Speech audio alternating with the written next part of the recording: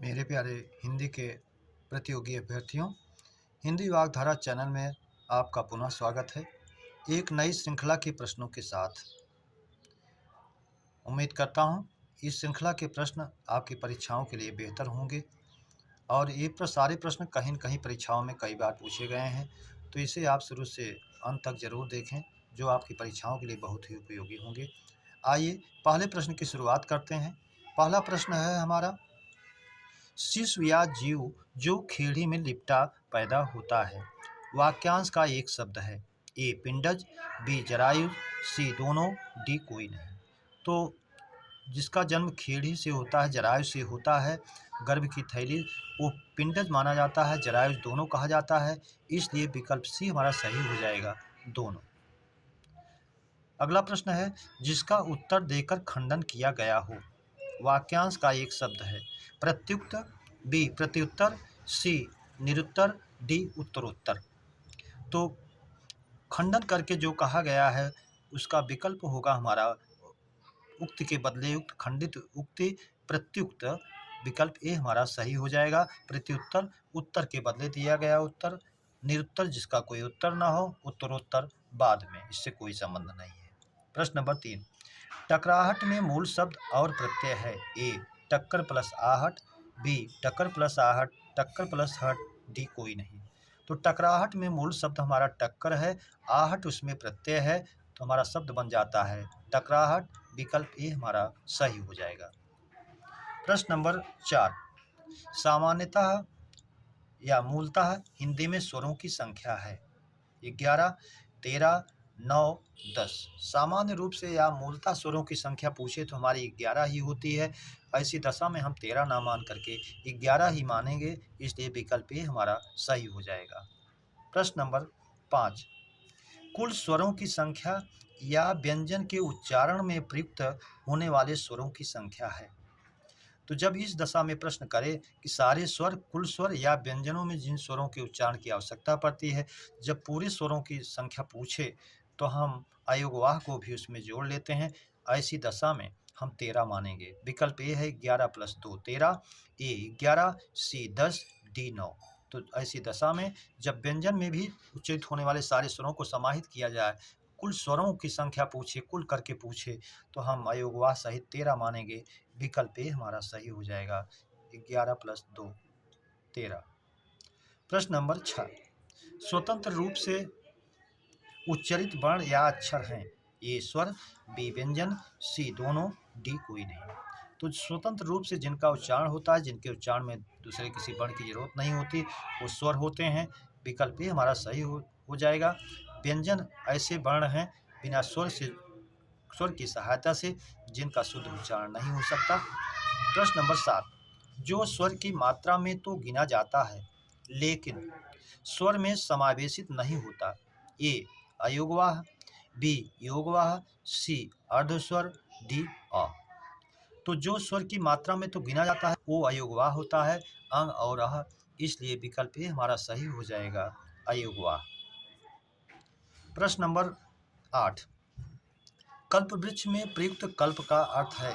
ए इच्छा, बी कामना, सी मनोरथ, डी सभी। तो कल्प वृक्ष में कल्प शब्द जो है, इच्छा भी होते हैं, मनोरथ भी होता है और कामना भी होता है, इसलिए विकल्प डी हमारा सही हो जाएगा, सभी। प्रश्न नंबर 9, कल्प वृक्ष का पर्याय है कल्पसाल, सुरतरु, देवतरु, सभी। तो कल्प वृक्ष का पर्याय तीनों होता है, कल्पसाल भी, सुरतरु भी, देवतरु भी, इसलिए विकल्प डी हमारा सही हो जाएगा, सभी।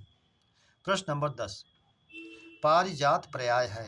ए कल्पवृक्ष का, बी चंदन का, सी बांस का, डी पीपल का। तो पारिजात पर्याय है कल्पवृक्ष का, ना कि चंदन, बांस और पीपल का। तो विकल्प ए ही सही हो जाएगा हमारा, कल्पवृक्ष। प्रश्न नंबर 11, जिसकी बुद्धि से तुरंत कोई सूझ उत्पन्न हो, वाक्यांश का एक शब्द है। प्रत्युत्पन्नमति, प्रत्युक्त, प्राकथन, डी सभी। तो प्रत्युत्पन्नमति, जिसकी बुद्धि तुरंत किसी कार्य के लिए जिसकी सूझ उत्पन्न हो जाए, बुद्धि उत्पन्न हो जाए, उसको प्रत्युत्पन्नमति कहेंगे। विकल्प ए हमारा सही हो जाएगा, प्रत्युत्पन्न मति। प्रश्न नंबर 12, पीछे पीछे चलने वाला वाक्यांश का एक शब्द है। ए अनुवर्ती, बी अनुगामी, सी अनुयायी, डी सभी। तो पीछे पीछे चलने वाले के लिए अनुवर्ती भी होता है, अनुगामी भी होता है, अनुयायी भी होता है, इसलिए विकल्प डी हमारा सही हो जाएगा, सभी। प्रश्न नंबर 13, भाषा की सबसे बड़ी या पूर्णतम इकाई है। ए वाक्य, बी शब्द, सी पद, डी अक्षर। तो अक्षर स्वराघात से युक्त वर्ण को अक्षर कहते हैं, आप जानते हैं। पद, जब शब्द वाक्य में प्रयुक्त होता है, व्याकरणिक रूप लेता है, तब शब्द जो है पद कहलाता है। और शब्द जो है जब वाक्य में नहीं रहता, तब स्वतंत्र रहता, तब तक शब्द होता है। लेकिन भाषा की सबसे बड़ी इकाई, पूर्णतम इकाई वाक्य होती है, इसलिए विकल्प ए हमारा सही हो जाएगा। और शब्द की एक परिभाषा और जानते हैं, वर्णों का सार्थक समुदाय शब्द होता है। प्रश्न नंबर 14, विचार विनिमय या आदान प्रदान का माध्यम है। ए भाषा, बी वाक्य, सी पद, डी शब्द।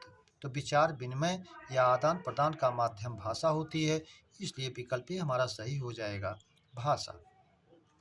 प्रश्न नंबर 15, भूसी में लगने वाली आग वाक्यांश का एक शब्द है। तुषाग्नि, दावानल, जठरानल, वैश्वानल। तो भूसी में कई अग्नियों को आप जानते हैं। वैश्वानल विश्व में लगने वाली आग, जठरानल पेट में लगने वाली आग, दावानल जंगल में लगने वाले, तुषाग्नि भूसी में लगने वाली आग को कहते हैं, इसलिए विकल्प ए हमारा सही हो जाएगा, तुषाग्नि। प्रश्न नंबर 16, मैं भी आपके साथ खेलना मांगता हूँ वाक्य के किस अंश में त्रुटि है। आपके साथ मांगता हूँ, मैं भी खेलता। तो मैं भी आपके साथ खेलना मांगता हूँ, मांगना नहीं चाहता हूँ। तो मांगता हूँ विकल्प अशुद्ध है, परीक्षा में पूछा भी गया था, इसलिए आप जानते रहिए। प्रश्न नंबर 17, शुद्ध वाक्य का चयन करें। उनके एक पुत्र है। बी उनको एक पुत्र है, उनका एक पुत्र है, उन्हें एक पुत्र है। तो उनके एक पुत्र है, ये तीनों वाक्य, उनको एक पुत्र है, उनका एक पुत्र है, उन्हें एक पुत्र है, अशुद्ध है, विकल्प ए हमारा सही हो जाएगा, उनके एक पुत्र है, विकल्प ए।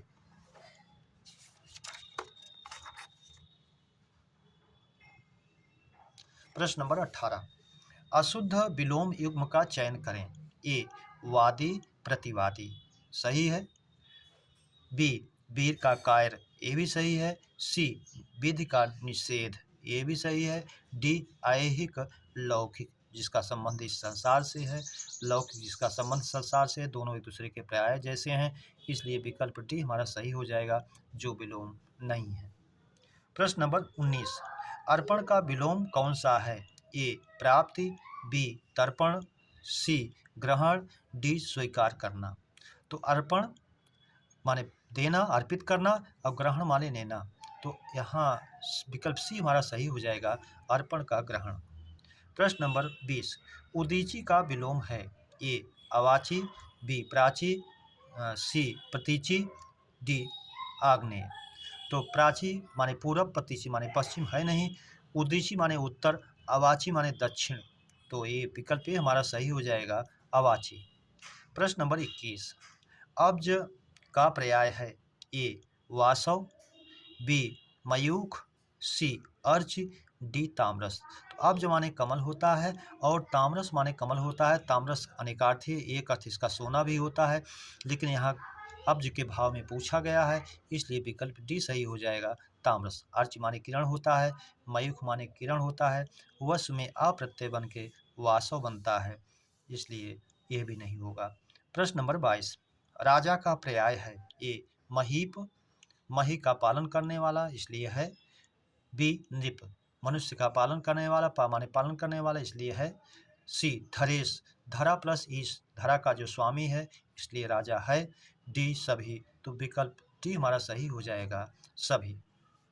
प्रश्न नंबर 23, कौन सा तत्सम नहीं है। ए किशन, बी कटि, सी कर्क, डी कृषकाय। तो कौन सा तत्सम नहीं है? कट भी है, कर्क भी है, कृषकाय भी है। कमजोर शरीर वाला ये सब तत्सम है, लेकिन किशन नहीं है। ये तद्भव है जिसका तत्सम होता है कृष्ण, इसलिए विकल्प ए सही हो जाएगा, तत्सम नहीं। प्रश्न नंबर 24, तत्सम की दृष्टि से शुद्ध है साटिका, रस्सी, सरसों और रैन। तो रैन तद्भव है, तत्सम रजनी होता है। सरसों तद्भव है, तत्सम सरसप होता है। रस्सी भी तद्भव है जिसका तत्सम रज्जु होता है। साटिका साड़ी का तत्सम है, इसलिए विकल्प ए हमारा तत्सम है, सही हो जाएगा। प्रश्न नंबर 25, परस्वा का तद्भव है ए परसों, बी नरसों, सी कल, डी आज। तो आज का आद्य होता है, कल का कल्य होता है, नरसों का अन्य परस्वा होता है और परसों का परस्वा होता है, इसलिए विकल्प ए हमारा सही हो जाएगा, परसों। प्रश्न नंबर 26, सद्धर्म का संधि विच्छेद है ए सद प्लस धर्म, बी सद प्लस धर्म, सी सद प्लस धर्म, डी कोई नहीं। तो सद्धर्म का जस्त संधि में सद प्लस धर्म होगा, विकल्प बी हमारा सही हो जाएगा।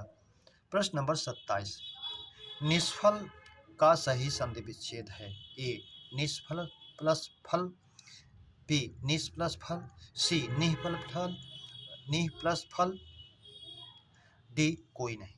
तो निष्फल का हमारा संधि विच्छेद होगा विसर्ग में, निह प्लस फल, तो निष्फल का रूप लेता है वो, इसलिए विकल्प सी हमारा सही हो जाएगा, निष्फल। प्रश्न नंबर 28, नकल नकुल समश्रुत भिन्नार्थक शब्द का अर्थ है प्रतिलिपि, नेवला, असल, नकल, सी मूल, गौड़, डी कोई नहीं।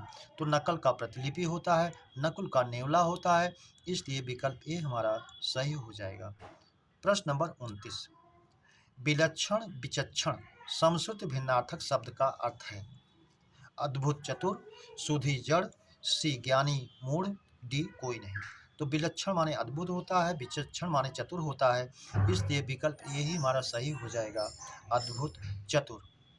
प्रश्न नंबर 30, स्वजन स्वजन समश्रुत भिन्नार्थक शब्द का अर्थ है स्वजन आत्मीयजन, स्वजन कुत्ता, अपना पराया, शिष्ट अशिष्ट कोई नहीं, कोई मतलब नहीं है। स्वजन अपना जन अर्थात अपना आदमी, आत्मीय जन, स्वजन माने कुत्ता, विकल्प ए ही हमारा सही हो जाएगा।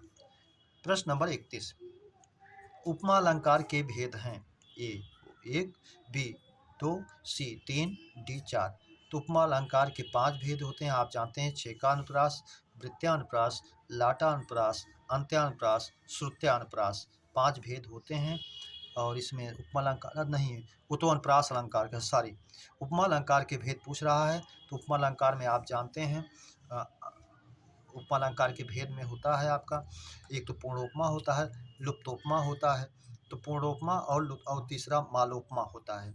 तो हम लोग अनुप्रास में चले गए तो उपमा पढ़ना है हमें, इसके 3 भेद होते हैं, लाटा अनुप्रास और उसके बाद पूर्णोपमा, लुप्तोपमा, तीसरा सी हो जाएगा हमारा विकल्प सी 3।